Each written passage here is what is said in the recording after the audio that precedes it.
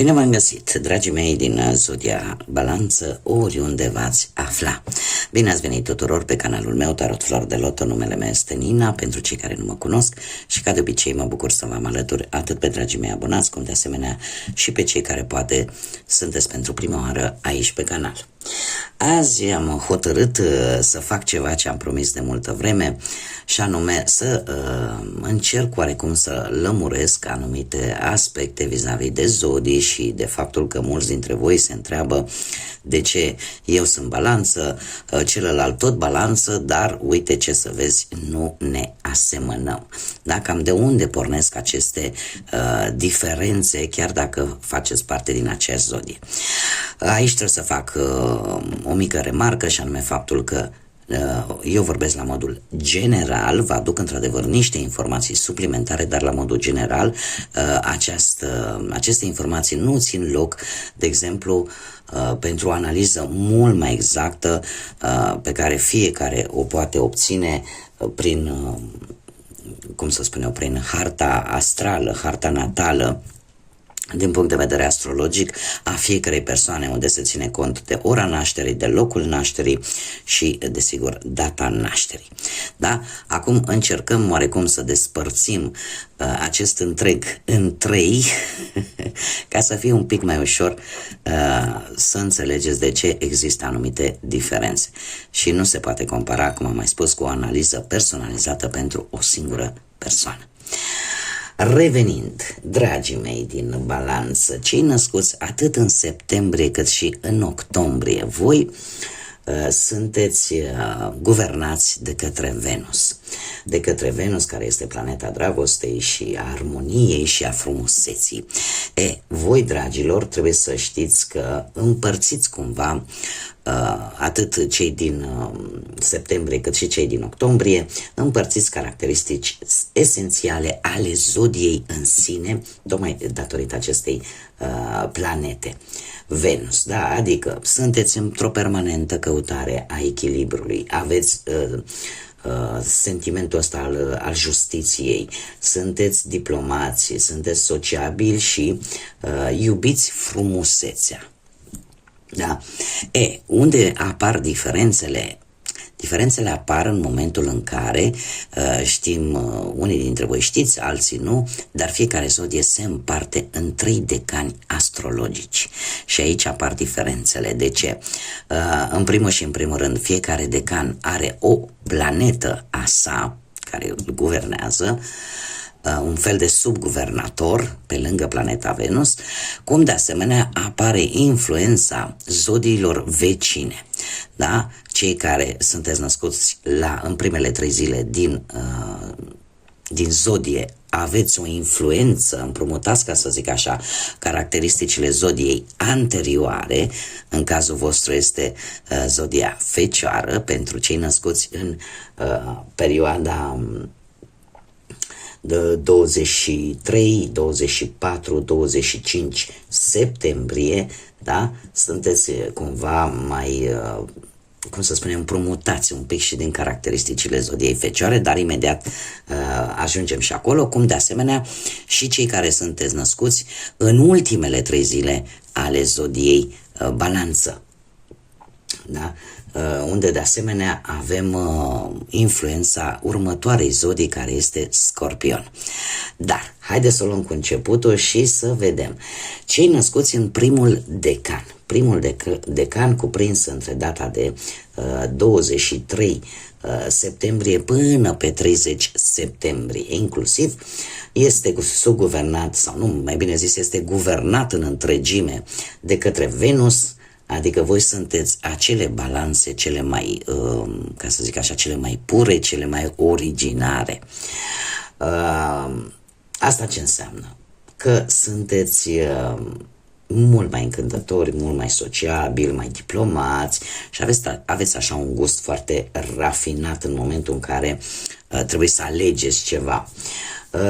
Valorați mult mai profund estetica, modul în care vă arătați din punct de vedere estetic lumii, armonia și, în general, relațiile și dreptatea, justiția. aveți un focus mult mai natural către dragoste, către conexiunile sociale și de asemenea sunteți, nu că acum nu merge numai, trebuie să avem și un pic mai puțin bune caracteristici, dar sunteți un pic câteodată mai indeciși în momentul în care vreți să căutați acel echilibru perfect în anumite situații. Da? Puteți fi nehotărâți. Acum, cum am mai spus, cei care aveți influența zodiei Fecioare, da, în primele 3 zile, 23, 24, 25 septembrie, pe lângă toate aceste caracteristici, voi combinați analiza și practicitatea Fecioarei cu sociabilitatea și simțul estetic al Balanței. Asta vă face să fiți mai organizați, mai perfecționiști și mai detailiști, mai atenți la detalii, mai ales în special în relațiile voastre și în proiectele voastre, cu o concentrare mult mai rațională în ceea ce privește deciziile voastre. Acum, haideți să vedem pentru cei care sunteți în primul decan, cam care este energia voastră, dragilor, asta așa ca să variem un pic și să nu vă plictisiți ascultându-mă decât pe mine. Ia să vedem. Foarte multe cărți voi lăsa decât cea cu Flamingo. Și avem un doi și zodia Pești. Dragilor, voi sunteți într-un moment în care parcă nu puteți trăi fără perechea voastră, sau sunteți într-un moment în care eu aș zice că simțiți nevoia de cineva în viața voastră, simțiți nevoia de a nu fi singuri, da? De a fi, sau de a nu face nimic singuri. Da? Avem doiul care ne spune acest lucru. Zodia Pești care ne apare aici, asta îmi spune că sunteți într-o perioadă în care parcă ați absorbit așa cam tot ce a fost în jurul vostru, atât bune cât și rele. Ați suportat probabil multe lucruri de-a lungul timpului și mereu ați trăit cu speranța, știi, o să fie bine. O să fie bine și în permanență ați căutat, ca să zic așa, acel echilibru, nu? Pe care toate balanțele îl caută. Cartea în sine, energia cărții în sine, sincer să fiu, vorbește foarte mult de relațiile amoroase, sentimentale, și se pare că sunteți într-o perioadă în care aveți întâlniri, poate, sau vă simțiți atrași, seduși, poate de o anumită persoană, sau simțiți o puternică energie de atracție față de cineva. Desigur, e posibil ca unii dintre voi chiar să aveți o comunicare foarte interesantă din punct de vedere sentimental prin metodele astea tehnologice, pe internet, prin vreun site. Există probabil în viața voastră, de ce nu, o persoană care are, cum se spune în franceză, acel je ne sais quoi, acel nu știu ce are, dar mă atrage. Ori voi puteți să fiți în situația asta, voi să atrageți și pe altcineva, sau pur și simplu voi să vă simțiți atrași vis-a-vis de o anumită persoană. Sincer să fiu, această energie, în mod special, mie cel puțin în acest moment îmi vorbește strict de relații sentimentale și cam atât. Da? Noi mergem mai departe. Mergem mai departe cu cei născuți în al doilea decan. Al doilea decan, care este cuprins între 1 octombrie până pe 10 octombrie inclusiv și care este subguvernat de către Uranus. Uranus, care vine cu un comportament în care încerci să te eliberezi. Să te eliberezi de anumite restricții, poate să fii în permanență, să vrei să probezi lucruri noi. Sunteți mult mai inovatori, mult mai independenți și mult mai originali, poate în modul vostru de a gândi sau în modul vostru de a vă comporta. Chiar dacă căutați în același timp armonia, voi vă valorați foarte mult libertatea. și puteți fi foarte puțin convenționali, mai ales în relațiile voastre și în deciziile voastre. Sunteți acei rebeli, ca să zic așa, care poate v-ați desprins de familie destul de timpuriu, de cei dragi, tocmai pentru că ați vrut să obțineți ceva care v-a interesat în mod deosebit și de obicei atunci când ceva nu corespunde în viața voastră, încercați să lăsați în urmă și în felul ăsta să simțiți efectiv că vă eliberați. Da? Nu prea sunteți voi foarte de acord cu anumite reguli care vi se impun. Da? Există această influență a lui Uranus, pe lângă cele pe care oricum da, le aduce Venus, fiind planeta voastră guvernatoare principală, mai apar și aceste caracteristici. Acum, haideți să vedem ce energie am pentru cei născuți în al doilea decan, așa cum am mai spus, între 1 și 10 octombrie. Foarte multe cărți. Avem urna, dragii mei, un 5, zodia rac. Dragilor, se pare că unii dintre voi tocmai ce ați trecut poate printr-o pierdere. Printr-o pierdere, și asta în principal trebuie să vă spun, printr-o pierdere a unei persoane dragi, poate a trecut într-o lume astrală, nu se mai află în această lume terenală, nu știu dacă zodia rac are sau nu ceva de văzut cu acest lucru, dar eu aș spune că este cineva din familie. Alții, dacă nu vorbim de acest lucru, ceva s-a terminat în viața voastră, ceva s-a terminat definitiv, o anumită situație poate sau o anumită relație, cumva lucrurile în sfârșit s-au terminat. Dar s-au terminat într-o manieră în care e cumva un sfârșit definitiv. Da? E posibil ca unii dintre voi să fi traversat o perioadă destul de conflictivă, poate cu anumiți membri din familia voastră sau cu persoane foarte apropiate vouă, care în sfârșit au ajuns la firescul său, s-au terminat într-un mod, ca să zicem așa, natural și în felul ăsta s-a pus acel final de care poate unii dintre voi aveți nevoie și asta va aduce mari schimbări.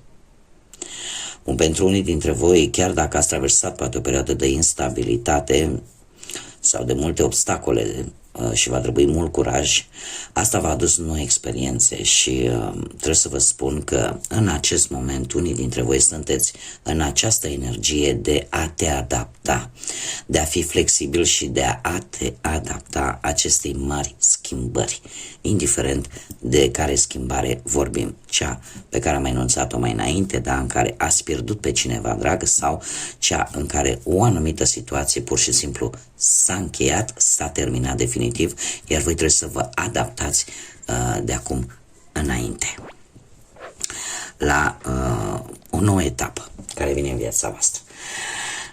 Mergem mai departe. Cei care sunteți născuți în al treilea decan, perioada cuprinsă între 11 octombrie până pe 22 octombrie inclusiv și care este subguvernată de către Mercur.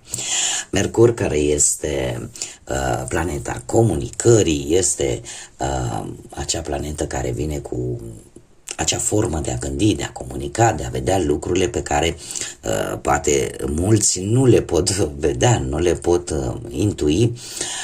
Este planeta care ne vorbește de agilitate mentală, în special de relațiile, probabil cu frați, surori, posibil pentru unii dintre voi și de asemenea faptul că vă schimbați, aveți o ușurință în care vă schimbați mentalitatea, da, destul de repede. Voi, dragilor, din al treilea decan, sunteți mult mai comunicativi, mult mai intelectuali și mult mai analitici. Aveți o puternică, cum să spunem, vă focusați foarte mult din punct de vedere mental, mai ales în relații și eu aș spune că vă plac acele conversații și schimbul de idei. Sunteți foarte diplomați și de multe ori în momentul în care trebuie să luați anumite decizii, sunteți foarte raționali și foarte strategici. Nu le luați așa la întâmplare, le gândiți foarte mult. De asemenea, ultimele 3 zile ale zodiei Balanță, asta ce înseamnă 20, 21 și 22 octombrie, primesc în afară de aceste caracteristici pe care tocmai le-am enumerat și influența zodiei Scorpion. Asta ce înseamnă? Asta înseamnă că se vor combina atât sociabilitatea și diplomația Balanței cu intensitatea emoțională și determinarea Scorpionului. Asta face ca aceste persoane născute în aceste 3 zile să fie mult mai pasionale, mult mai magnetice și mult mai decise, în special și cu o concentrare, cu un focus mult mai profund în ceea ce privește relațiile, atât sociale cât și sentimentale. Acum, haideți să vedem care este energia voastră, dragilor, din al 3-lea decan, da? Persoanele născute între perioada 11-22 octombrie. Și avem o persoană dintr-o zodie de pământ, Taur, Fecioară sau Capricorn, care se pare că este cineva care vă dă siguranță, este o persoană destul de încăpățânată, are clasă și în general este o persoană care îți aduce stabilitate și prosperitate. Dacă nu vorbim de o persoană, vorbim de un instinct un pic materialist în acest moment. Nu știu, unii dintre voi posibil să fiți manageri, să aveți ceva, o afacere proprie sau ceva legături cu banca. Da?